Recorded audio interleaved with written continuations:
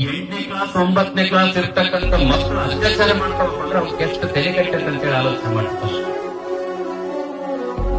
9ನೇ class 10ನೇ class ಮಕ್ಕಳು ಅತ್ಯಾಚಾರ ಮಾಡಕತ್ತೇವಪ್ಪ ಅಂತಂದ್ರೆ ನಿಮ್ಮ ಮಕ್ಕಳು ಹಠ ಮಾಡ್ತಾರೆ, ಅದು ಮಾಡ್ತಾರೆ. ನಿಮ್ ಮಕ್ಕಳಿಗೆ ಹಠ ಮಾಡ್ತಾರೆ ಅಂತೇಳಿ ₹1,00,000 ಕೊಟ್ಟು ಮೊಬೈಲ್ ತೋರಿಸ್ತೀರಪ್ಪ ಅಂದ್ರೆ ನಾಳೆ ನಿಮ್ಮ ಮಾನ ಬೀದಿಗೆ ಹರಾಜಾಗ್ತಕ್ಕಂಥ ಕೆಲಸಗಳು ಬಹಳಷ್ಟು ಜನ ನಡೆದ ಇವತ್ತಿನ ದಿವಸ.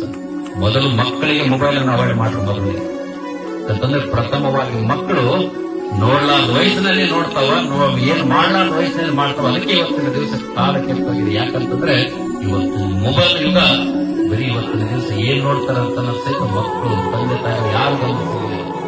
ನಾಳೆ ನೀವೇನಾದ್ರೂ ಮೊಬೈಲ್ ಕೊಡಿಸಿರಪ್ಪ ಅಂದ್ರೆ ನಿಮ್ಮ ಮಾನ ಮರ್ಯಾದೆ ಮೊಬೈಲ್ ಅಲ್ಲಿ ಸಹಿತ ಹರಾಜಾಗ್ತದೆ.